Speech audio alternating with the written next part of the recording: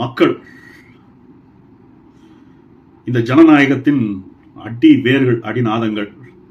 மக்கள் தீர்ப்பே மகேஷன் தீர்ப்பு அப்படின்லாம் பேசுவாங்க, நிறைய பயங்கரமாக பேசுவாங்க. அதுக்கப்புறம் என்னாச்சுன்னு கேட்டிங்கன்னா,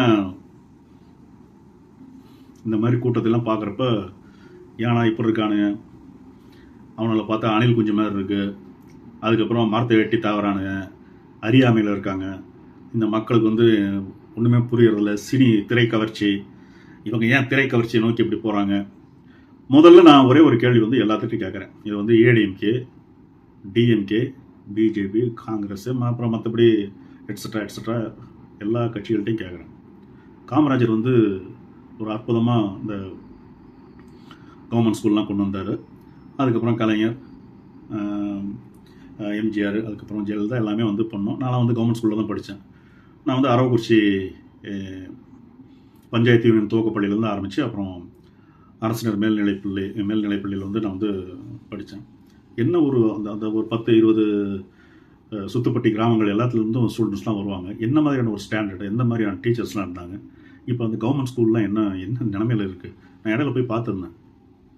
அந்த ஸ்டூடெண்ட்ஸ்லாம் படிச்சுட்டு தான் இருக்காங்கன்னு நினைக்கிறேன். இன்னும் நிறைய ப்ரைவேட் ஸ்கூல் பார்த்தீங்கன்னா, முன்னாடிலாம் பார்த்தீங்கன்னா அது ஒரு கோயில் மாதிரி இருக்கும். எல்லாமே அங்கே தான் வரணும்.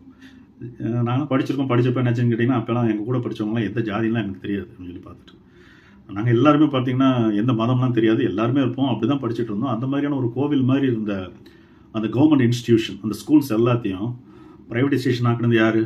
நிறைய பேர்த்துக்கு ப்ரைவேட்டை கொடுத்து இன்றைக்கி காசை கல்வி மயமாக்கி என்றைக்கு விற்க ஆரம்பித்தோமோ அன்னிலேருந்து கல்வியோட ஸ்டாண்டர்டு போச்சு. அதுக்கப்புறம் கல்வியை தரம் பிரித்தோம். அப்படின்னு பார்த்தீங்கன்னா கவர்மெண்ட் ஸ்கூல் ஒரு சிலபஸ்ஸு, அப்புறம் மெட்ரிகுலேஷன் ஒரு சிலபஸ்ஸு, அப்புறம் சிபிஎஸ்சி ஒரு சிலபஸ்ஸு, அப்புறம் இன்டர்நேஷ்னல் ஸ்கூல் ஒரு சிலபஸ்ஸு, அப்புறம் அதுக்கு மேலே என்னமோ வச்சுருக்காங்க, என்னமோ சிலபஸ். அந்த ஜாதியை பிரிக்கிற மாதிரி, மதத்தை பிரிக்கிற மாதிரி கடைசியில் கல்வியும் பிரிச்சிட்டிங்க. நீங்கள் மொத்தமாக பிரிச்சு ஸ்டாண்டர்ட் இருக்கா? யானுக்காவது கேட்டால் திருக்குறள் கேட்டால் தெரில. எம்பிஏ முடிச்சுட்டு வந்திருப்பான், மேஸ்லோஸ் ஹைரார்கி தியரி சொல்கிறான்னா தெரியாது. இந்த மாதிரியான ஒரு விஷயம் போயாச்சு. சரி, ஓகே, கல்வி இருந்தாலும் நாங்கள் கல்வியெலாம் கொடுக்குறோம். நான் படிக்கிறப்ப பார்த்தீங்கன்னா, இப்போலாம் திருநெல்வேலியில் எடுத்துக்கிட்டால் செயின்ட் சேவியர்ஸ் காலேஜ், அந்த கிறிஸ்டியன் இன்ஸ்டியூட்லாம் இருக்கும். அவ்வளோ பயங்கரமாக இருக்கும். இப்போ நம்ம நார்கோவில் எடுத்துக்கிட்டால் ஹிந்து காலேஜ், டபிள்யூசிசி, அதெல்லாம் இன்னும் இருக்குது. பட் அந்த சமயத்தில் இந்த ஸ்டாண்டர்டை பற்றி பேசிகிட்டு இருக்கேன். இப்போ நம்ம கோயம்புத்தூர் எடுத்துக்கிட்டிங்கன்னா CIT, GCT, PSG private college. But அப்போ இருந்த ஒரு ஸ்டாண்டர்ட் இருக்கும். நான் 1994 நான் ஜாயின் பண்ணுறப்போ பார்த்தீங்கன்னா 48 இன்ஜினியரிங் காலேஜ் நினைக்கிறேன். 48 இன்ஜினியரிங் காலேஜ். இப்போ ஒரு 750 இன்ஜினியரிங் காலேஜ். எல்லாமே பார்த்தீங்கன்னா அமைச்சர், எம்எல்ஏ, பினாமி, சினாமி எல்லாமே வாங்கி வச்சுருக்கீங்க. எல்லாம் வீட்டுக்கு ஒரு பிஇ முடிச்சவங்க இருக்காங்க. எல்லாம் முடிச்சுட்டு என்னாச்சுன்னு கேட்டிங்கன்னா, யூடியூப் வீடியோவும் இன்ஸ்டாகிராம் வீடியோலையும் போட்டு கல்யாணம் பண்ணி குடும்பம் நடத்திட்டு டெய்லி என்னாச்சுன்னு கேட்டிங்கன்னா, வீட்டில் வாழ்கிறதே என்னாச்சுன்னா எடுத்து போட்டு பணம் சம்பாதிக்கிற லெவலுக்கு அவலமான ஒரு நிலைமைக்கு போயிடுச்சு. இப்போ நம்ம இந்தியா, தமிழ்நாடு, குறிப்பாக தமிழ்நாடு பார்த்தோம் அப்படின்னா வேலை வாய்ப்புக்கு வழி இல்லை அப்படின்னா என்னாச்சுன்னு கேட்டிங்கன்னா யூடியூப் வீடியோ தான் போட வேண்டியதாக இருக்குது. இப்போ அந்த மாதிரி தான் இருக்குது. சரி, அதுக்கப்புறம் எந்த ஒரு கூட்டம் நடத்தினாலும் நீங்கள் அறிவார்ந்த ஞானிகள்லாம் கூப்பிட்டா பண்ணுறீங்க. எங்கே பார்த்தாலும் ரஜினி வருவார், இல்லை கமல் வருவார். அவர் இல்லைன்னா பார்த்தீங்கன்னா அப்புறம் அஜித் வருவார், சிவகார்த்திகேயன் வருவார். அப்புறம் அதுக்கு முன்னாடி இவருன்னு பார்த்தீங்கன்னா எங்கே போனாலும் அந்த நிகழ்ச்சி சக்ஸஸ் ஆகணும், நிறைய வியூவர்ஸ் வேணும் அப்படின்னா அது கலைஞர் முதலமைச்சராக இருந்தப்பையும் அப்படி தான் நடந்துச்சு. அம்மையார் ஜெயலலிதா இருந்தப்பையும் அப்படி தான் நடந்துச்சு. இப்போ ஐயா ஸ்டாலின் இருக்கிறப்பையும் அப்படி தான் நடக்குது. இப்போ கூட ஏதோ ஒரு விழாவும் நடத்துனீங்க, அதில் கூட அவர் சிவகார்த்திகேயன் தான் பேசினார். அப்போ என்னாச்சுன்னு கேட்டிங்கன்னா, இந்த திரை கவர்ச்சி அப்படிங்கிறது இன்னொன்று பார்த்தீங்கன்னா, திரைக்கும் தமிழக அரசியலுக்கும் பயங்கரமான ஒரு சம்பந்தம். எனக்கே வருத்தமாக தான் இருக்கும். எனக்கே ஆசையாக தான் இருக்குது, நாளைக்கு நான் நின்று ஏதாவது பண்ணணும் மக்களுக்குன்ட்டு. யாருக்கு தெரியும், ஒருத்தரும் ஓட்டு போட மாட்டாங்க. இப்போ இதுவே நான் ஒரு படத்தில் நடிச்சிருந்தேன்னு வச்சுக்கோங்களேன். இப்போ சீமானே வந்திருக்காருன்னா, சீமான்கிற பேர் தெரியறது காரணமே அவருக்கு தம்பின்னு ஒரு படத்துக்கு சக்ஸஸ் ஆனதுலாம் அவர் பேர் தெரிஞ்சது. அம்மையார் ஜெயலலிதா எப்படி இருந்தாங்க, எம்ஜிஆர் எப்படி இருந்தார், கலைஞர் எப்படின்னு கேட்டிங்கன்னா, அவர் திரைவசனம், திரைக்கதையெல்லாம் எழுதினார். அவரோட பையன் இந்நாள் முதல்வர் மு.க. ஸ்டாலின் அவர்களை படத்தில் நடிக்க வச்சார். அதுக்கப்புறம் உதயநிதி ஸ்டாலின் படத்தில் நடிச்சிருக்காரு. எல்லாமே திரைத்துறையில் தான்ப்பா வராங்க. இது இந்த தமிழ்நாட்டோட சாபக்கேடுன்னு சொல்லாதீங்க, மக்களை திட்டாதீங்க. அப்படியே கேட்டால் சாபக்கேடு. அப்படியே மக்களுக்கு இங்கே என்ன காண்பிக்கப்படுகிறதோ, மக்களை நீங்கள் எதுவாக வச்சுருக்கீங்களோ அதுவாக தான் அவங்க இருப்பாங்க. ஜாதி இருக்கா தமிழ்நாட்டில்? கண்டிப்பாக இருக்குது. 1980-90 பெரிய லெவல்லலாம் ஜாதிலாம் எனக்கு தெரிஞ்சில்லை. அதுக்கப்புறம் திரும்ப வளர்க்கப்பட்டது. அப்புறம் எந்த தொகுதியில் நீங்கள் சீட்டு கொடுத்தாலும் அந்தந்த தொகுதியில் உள்ள ஜாதியில் உள்ள தலைவர்கள் தான் கொடுப்பீங்க சீட்டு. நீங்களே உங்கள் இதுக்குள்ளே பார்த்தீங்கன்னா தலித் அமைப்புகள் தனியாக வச்சுருப்பீங்க, அப்புறம் தலித் கட்சிக்குன்னு ஒரு இது, அதுக்கப்புறம் முஸ்லீம் லீக்கு, அதுக்கப்புறம் சிறுபான்மையினர் கிறிஸ்டியானிட்டிக்கு தனியாக ஒரு சீட்லாம் கொடுத்து இங்கே எல்லா இடத்துலையும் ஜாதி எல்லாத்தையும் பண்ணிடுவீங்க. அப்புறம் ஜாதி சண்டை வந்துச்சுன்னா ஆணவ படுகொலை, அந்த படுகொலை, இந்த படுகொலைன்னு நடந்துட்டு தான் இருக்கும். இது எப்படி தடுக்க முடியும்? முதல்ல ஜாதியை நம்ம இல்லாத மாதிரியான ஒரு சமூகமாக நம்ம கொண்டு வரணும்ல. அதை நம்ம எதுவுமே முயற்சி எடுக்கிறதே இல்லையே. அதுக்கு உண்டான கல்வித்தரம் நான் பொதுவாக எதிர்பார்க்கறது பார்த்தீங்கன்னா, ஒரு ஒரு சமூகம் உயர்ந்து போயிட்டு இருக்கிறப்ப 3 முக்கியமான விஷயங்கள், மக்களுக்கான அடிப்படை தேவைகள், சரிசமமான இலவச கல்வி, மருத்துவம், இது 3 இருக்கிறப்ப அதுக்கப்புறம் நினச்சிங்கன்னா அரசியல் புரிதல். இங்கே மக்கள் எந்த நம்பிக்கையில் வேணாலும் இருக்கலாம், ஜாதி எது வேணாலும் இருக்கலாம். ஆனால் அது வெளிப்படையாக தெரியாமல் அவங்களுக்குள்ளே வச்சிருக்க மாதிரி இருந்தாலும் ஆட்டோமேட்டிக்காக எல்லாம் முடிஞ்சிடும். அதனால பார்த்தீங்கன்னா நம்ம எல்லாருமே நினச்சின்னு கேட்டால் இங்கே ஜாதி அமைப்புகள் எல்லாமே ஆக்டிவாக இருக்கிறப்ப அந்த மக்கள் ஏதாவது ஒரு கூட்டத்தில் இருந்தாலும் அவங்களுக்கு ஒரு ரெகக்னிஷன் கிடைக்கிறப்ப என்னச்சுன்னு கேட்டிங்கன்னா, இங்கே உள்ள அரசியல் அமைப்பே, அது இந்திய லெவலில் எடுத்துக்கிட்டாலும் சரி, தமிழ்நாட்டில் எடுத்துக்கிட்டாலும் சரி, இல்லை மற்றபடி எந்த ஸ்டேட்டில் எடுத்துக்கிட்டாலும் சரி, இது இப்படி தான் இருக்குது. அப்போ இந்த மக்கள் என்ன பண்ணுவாங்க, அந்த மக்கள் அதை சார்ந்து அப்படி தான் வாழ வேண்டிய ஒரு நிலைமையில் இருக்காங்க. மதம் கண்டிப்பாக இருக்குது. இப்போ நீங்கள் எல்லாருமே மதம் அப்படின்னு எடுத்துக்கிட்டால் உடனே பிஜேபி கட்சி தான் சொல்லுவீங்க. நானும் இப்போ எப்படி கேட்டேன், எனக்கு பிஜேபி மேலே டிஎம்கே ஏடிஎம்கே அப்படிலாம் பெரிய தனிப்பட்ட ஒப்பீனியன்லாம் எதுவுமே எனக்கு கிடையாது. எனக்கு தெரிஞ்சு நிறைய வருத்தங்கள், நிறைய எதிர்பார்ப்புகள் எல்லாமே எனக்கு இருக்குது. அதெல்லாம் நடக்கலை அப்படிங்கிற ஒரு காமன் மேனாக தான் நானும் இருக்கேன் அப்படின்னு சொல்லி பார்த்துட்டு, வளர்ச்சியில் எந்த அளவுக்கு பங்கு இருந்துச்சோ வளர வேண்டிய விதங்கள் நிறையா பங்குகளை செய்யலை அப்படிங்கிறது தான் என்னோட ஒரு நிலைப்பாடு. பட் எனிவே, இந்த பிஜேபி கட்சி வளர்றதுக்கான காரணம் கூட நான் யோசிச்சு பார்க்குறேன் அப்படின்னு கேட்டிங்கன்னா, இப்போ நம்ம தர்காவில் வச்சு என்ன பண்ணுவாங்கன்னு கேட்டிங்கன்னா, ஒரு எலெக்ஷன் நடக்குது அப்படின்னா அவங்க முடிவு பண்ணிடுவாங்க, கிட்டத்தட்ட கூப்பிட்டு இவங்களுக்கு நீங்கள் ஓட்டு போடுங்க. அதே மாதிரி ஒரு கிறிஸ்டின் சர்ச்சில். ஸோ இந்த மாதிரி என்னச்சுன்னு கேட்டிங்கன்னா, அவங்க மதத்தை வரப்போ இப்போ என்னச்சுன்னா நாங்கள் பெரும்பான்மை, இப்போ நீங்களே இப்படி போகிறீங்கன்னா நாங்கள் ஏன் வரக்கூடாதுன்னு சொல்லிட்டு என்னச்சுன்னு கேட்டிங்கன்னா, பிஜேபி அவங்க ஹிந்துத்துவம் பேச ஆரம்பித்தாங்க. காங்கிரஸ் ஆட்டோமேட்டிக்காகவே ஊழல் அந்த மாதிரியான பிரச்சனைகளை மாட்டி டவுன் ஆச்சு வந்துருச்சு. இப்போ மக்கள் மதங்களை அதையும் ஃபாலோ பண்ணுறாங்க. ஸோ இப்போ நீங்கள் நல்லா யோசிச்சு பார்த்தீங்கன்னா, நான் இதெல்லாம் எதுக்கு சொல்கிறேன்னு கேட்டிங்கன்னா, மதம், ஜாதி, தேவையான ஒரு கல்வி அறிவு சரியாக கொடுக்காம அதை ப்ரைவேட்டைசேஷன் ஆக்கி அதை விற்பனை ஆக்கி, அதுக்கப்புறம் பார்த்தீங்கன்னா மருத்துவத்தில் பார்த்தீங்கன்னா உங்களுக்கு காசு இருந்தால் நல்ல மருத்துவம் கிடைக்கும். கவர்மெண்ட் ஹாஸ்பிட்டல் போனீங்க அப்படின்னா உங்களுக்கு தெரியும் ஸ்டாண்டர்ட் போட்டுருக்குன்ட்டு. மேபி ஒன்று 2 கவர்மெண்ட் ஹாஸ்பிட்டல்ஸ் நல்லா இருக்குது. But most of the places நம்ம ஏன்னு கேட்டிங்கன்னா, இப்போ அமைச்சர்களே இப்போலாம் பார்த்தீங்கன்னா யாருமே போகிறதில்ல, இப்போ நமக்கு தெரியும். அப்போ இந்த மாதிரி மக்களை நம்ம வச்சுட்டு எங்கே போனாலும் சினிமாவை தான் நம்ம ப்ரொமோட் பண்ணுறோம். சினிமாவிலேருந்து வந்தவர்கள் தான் எல்லாருமே அரசியலில் இருக்காங்க. இப்போ அரசியலில் முன்னணியில் இருக்கிறது எல்லாமே பார்த்தீங்க அப்படின்னா ஏதோ ஒரு வகையில் சினிமாவில் கனெக்ட் ஆகிருக்காங்க. இல்லை இப்போ அவங்க ஏதாவது கூட்டம் நடத்துகிறாங்கன்னா அந்த சினிமாவில் உள்ள பிரபலங்கள், இப்போ அந்த பிரபலங்களை தான் கூப்பிட்டு நிகழ்ச்சி நடத்துகிறாங்க. இப்படி எல்லாம் பண்ணிவிட்டு அதுக்கப்புறம் என்னாச்சுன்னு கேட்டிங்கன்னா, அவர் கட்சி ஆரம்பிச்சாருன்னா சினிமாலேருந்து வந்தவன் கூத்தாடி, அதுக்கப்புறம் அவனை பார்க்குறதுக்காக வர கூத்தாடி கூட்டம், அணில் கூட்டம் அப்படிலாம் மக்களை தயவு செய்து கேவலப்படுத்தாதீங்க. மக்களுக்கு என்னாச்சுன்னு கேட்டிங்கன்னா, பொது ஜனங்கள் பார்த்தீங்கன்னா உண்மையாலுமே பாவம். அவங்களுக்கு என்ன இங்கே இந்த சமூகத்தில் சொல்லித்தரப்படுகிறதோ, என்ன அவங்க யார் யாரெல்லாம் தலைவராக பார்க்குறாங்களோ, யார் யாரெல்லாம் தலைவராக காட்டப்படுறாங்களோ, மீடியாவில் யாருக்கு பிரபலம் கிடைக்குதோ அவங்கள தான் அவங்க ஃபாலோ பண்ணுவாங்க. இந்த மாதிரி கூட்டங்கள்லாம் கூடுறப்ப அவங்களுக்கு தெரியலைங்கிறது ஒரு பெரிய அறியாமை. அந்த அறியாமைங்கிற இருள் இங்கே உள்ள சிஸ்டத்தில் ஊறி போய் வளர்த்து வச்சுருக்கீங்க. ஓட்டு போடுறதுக்கு யாராவது காசு வாங்கிட்டு ஓட்டு போடுவாங்க, கொடுக்கறதே தப்பு. அதுவே பெரிய பாவத்துலேயும் பாவம். அதில் வேறு அப்படிங்கன்னா குலதெய்வம் மேலாம் சத்தியம் வாங்கி குலத்தை மேலாம் சத்தியம் வாங்குறது. இவங்க எப்படின்னு கேட்டிங்கன்னா, அவனே ஒரு திருடன், அவன் நமக்கு பணம் கொடுக்குறான், அவன் திருடன் நம்மளை சத்தியம் கேட்கறான், சத்தியத்தை வாங்கிட்டு நம்ம இதில் அவனுக்கு ஓட்டு போடணும், வேறு ஒரு ஓட்டு போடணும் கூட இல்லாமல் ஐயோ குலதெய்வத்து மேலே சத்தியம் பண்ணிட்டோன்ட்டு.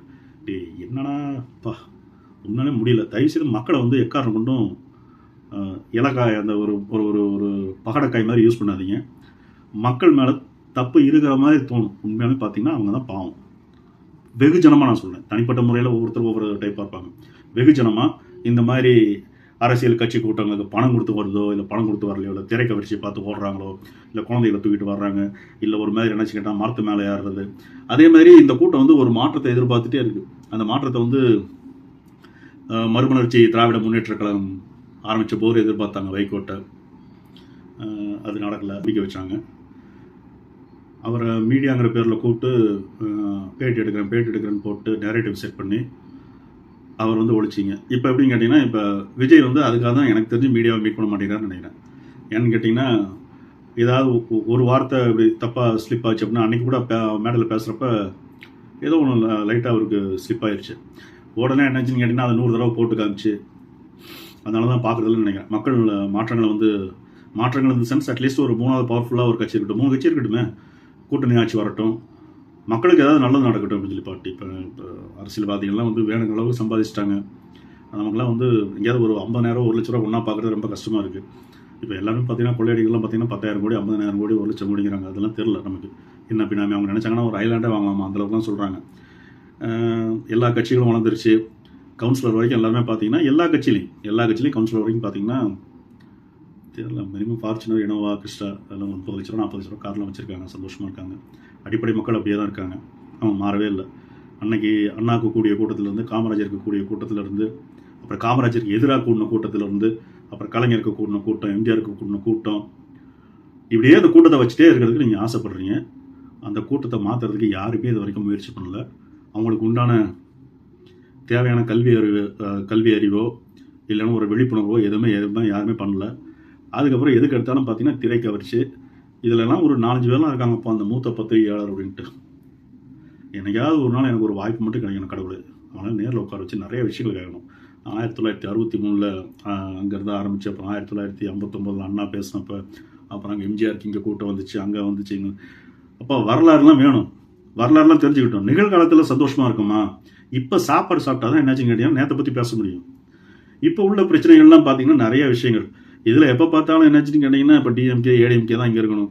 பிஜேபி வந்துச்சுன்னா தமிழ்நாட்டில் தாங்கவே முடியாது. மதவாதம்ட்டு சும்மா இருந்தவங்களாம் பார்த்தீங்கன்னா நான் பாட்டு பேசாமல் போயிட்டு இருந்தேன். இப்போ எனக்குலாம் பிஜேபி ஓகே நமக்கு கேள்விப்பட்டிருக்கோம், நம்ம பாட்டு போயிட்டு இருந்தோம். இவங்கெல்லாம் பேசி பேசி பேசி பேசி ஒரு குறிப்பிட்ட ஸ்டேஜில் பிஜேபி அப்புறம் என்ன தப்பு பண்ணுறாங்க அப்படிங்கிற அளவுக்கு கொண்டு வந்துட்டாங்க.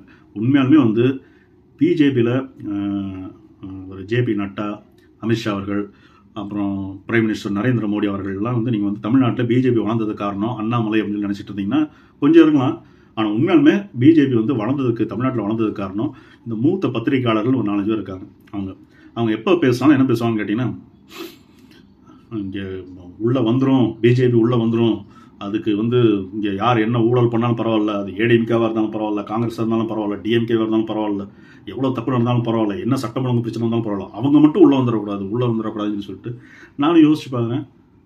என்ன மாதிரி நிறைய பேர் பேசுகிறப்பெல்லாம் எல்லாருமே சொல்கிறாங்க, மோடி நல்லதான பண்ணிகிட்டு இருக்காரு, அப்படின்னு மோசமாக இல்லையா, இங்கே அந்தளவுக்கு ஒன்றும் மதவாதங்கள்லாம் பயங்கரமாக அந்தளவுக்குலாம் ஒன்றுமே இல்லையே, நீங்கள் நரேட்டிவ் செட் பண்ணாமல் இருந்தால் எல்லாமே நல்லா தான் இருக்கும் அப்படின்னு சொல்லி பார்த்துட்டு. ஸோ உங்களோட அந்த ஆழமான கருத்துக்கள்லாம் எல்லாமே புரியுது. ஆனால் மாற்றங்கள் மாறாதது. கண்டிப்பாக 1960 ரேஞ்சுன்னு நினைக்கிறேன். அந்த சமயத்தில் எப்படி காங்கிரஸ்லேருந்து டிஎம்கே பிரிஞ்சு வந்ததோ, டிஎம்கேலேருந்து அப்புறம் ஏடிஎம்கே எப்படி பிரிஞ்சு வந்ததோ, இப்போ கிட்டத்தட்ட பார்த்தீங்கன்னா ஒரு 60-70 வருஷ கால அரசியல் போயாச்சு. இதில் சில மாற்றங்கள் கண்டிப்பாக வரதான் செய்யும், விரும்புவார்கள். அந்த மாற்றங்கள் வரப்போ சில பல தவறுகள் நடக்கும். பட் அதில் கற்று தெரிஞ்சுக்குவாங்க. அது பிஜேபிக்கு ஓட்டாக இருக்கலாம், இல்லை திரும்ப டிஎம்கே வரலாம், ஏடிஎம்கே வரலாம், இல்லை விஜய் கூட்டணி வச்சு வரலாம், இல்லை தனியாக கூட ஜெயிக்கலாம். இது எல்லாம் முடிவு பண்ண வேண்டியது மக்கள். அந்த மக்களை மக்கள் தீர்ப்பு மகேஷின் தீர்ப்புன்ட்டு அப்படியே நம்ம சொல்லிட்டு அப்படியே பேசாமல் இருக்கணுமே தவிர, மக்களை எப்போ பார்த்தாலும் குறை சொல்லிட்டு தேவைன்னா எடுத்து அல்வா மாதிரி அப்படியே தமிழக மக்களுக்கு எல்லாமே தெரியும் பேசுறது. அப்புறம் முக்கால்வாசி நேரத்தில் பார்த்தீங்கன்னா அவன் ஒரு அறிவு கட்ட, அவன் அணில் குஞ்சு, ஏதோ ஒரு கூட்டம் வருது, அந்த கூட்டத்தை எப்படி கேவலமாக பேச முடியும் உங்களால்? யாராக இருக்கட்டுமே, அது அவர் சீமானுக்கு கூடுற கூட்டமாக இருக்கட்டும், இல்லை அவர் விஜய் கூடுற கூட்டமாக இருக்கட்டும், இல்லை டிஎம்கேக்கு வர்றது, டிஎம்கேக்கு வரவங்கள இவனுக்கு ஊப்பிங்கிறது. அப்புறம் பார்த்தீங்கன்னா பிஜேபிக்கு யாராவது போனாங்கன்னா அவங்களுக்கு என்ன சொல்லுவாங்க, ஏதோ ஒரு பேர் சொல்லுவாங்க, தெரில. இந்த மாதிரி ஒவ்வொருத்தருக்கும் ஒவ்வொரு பேர் வச்சு சொல்கிறது. இவங்களுக்குள்ள ஒரு சண்டை, அதுக்கப்புறம் இவங்களுக்குள்ள சண்டையை மூட்டி விட்டு பார்க்குறது. அப்புறம் இப்போ இந்த கூட்டம் வந்தப்போ என்னாச்சுன்னா, கூட்டம் பண்ண தப்பு, மக்கள் குழந்தைகளை கூட்டம் தப்பு, பெண்கள் இவ்வளோ தூரம் வந்துடக்கூடாது, அந்த கூட்டத்தை பார்த்தோன்னே விலகி இருந்திருக்கணும். ஆனால் அந்த இடம் கொடுத்தது சரியா? இல்லை அதுக்கப்புறம் என்னாச்சுன்னு கேட்டால் இவ்வளோ கூட்டத்தை பார்த்துட்டு விஜய் என்னாச்சுன்னு கேட்டிங்கன்னா அந்த இடத்துல பேசுனது சரியா? நிறைய இருக்குது கேள்விகள். ஆனால் இது எல்லாமே தெரிஞ்சும் அவங்க வந்திருக்காங்க அப்படின்னா, எப்படி தான் தலையை ஹெல்மெட்டு போட்டால் தான் உயிர் தப்புவோம் அப்படிங்கிற ஒரு அடிப்படை அறிவு கூட இல்லாமல் இந்த சமூகம் இருக்குது அப்படின்னா அது அவனோட தப்பு இல்லை. இந்த சமூகத்தை திருத்த வேண்டிய பொறுப்புகள் இருக்க வேண்டிய அரசாங்கம், அரசு, இங்கே உள்ள கல்வி தரம், இது எதுவுமே சரியான அளவில் இல்லாதனால தான் இந்த மக்கள் இப்படியே இருக்காங்க. இந்த மக்கள் இப்படி இருக்கிறது தான் எல்லாருமே விரும்புகிறாங்க அப்படிங்கிறத அடிப்படையில் புரிஞ்சுக்கிட்டோம் அப்படின்னா, இந்த மக்கள் உண்மையுமே பாவம். அதனால மக்களை தயவு செய்து பகடைக்காயாக யூஸ் பண்ணாதீங்க. குறிப்பாக இதெல்லாம் யாருக்கும் கேட்டீங்க, இந்த அரசியல் கட்சிகள்லாம் கூட பிரச்சனை இல்லை. நடுநிலைவாதிகள்னு சொல்லிட்டு பேசுகிறப்ப என்னாச்சுன்னு கேட்டிங்கன்னா, அவங்க மக்களுக்கோட திரைக்கவர்ச்சியை பற்றி ரொம்ப அசிங்கமாக பேசுறது, அதுக்கப்புறம் இதெல்லாம் இன்னும் அப்படி தான் இருப்பாங்க. இன்னும் 50 வருஷத்துக்கு இல்லை 100 வருஷத்துக்கு அப்படி தான் இருப்பாங்க.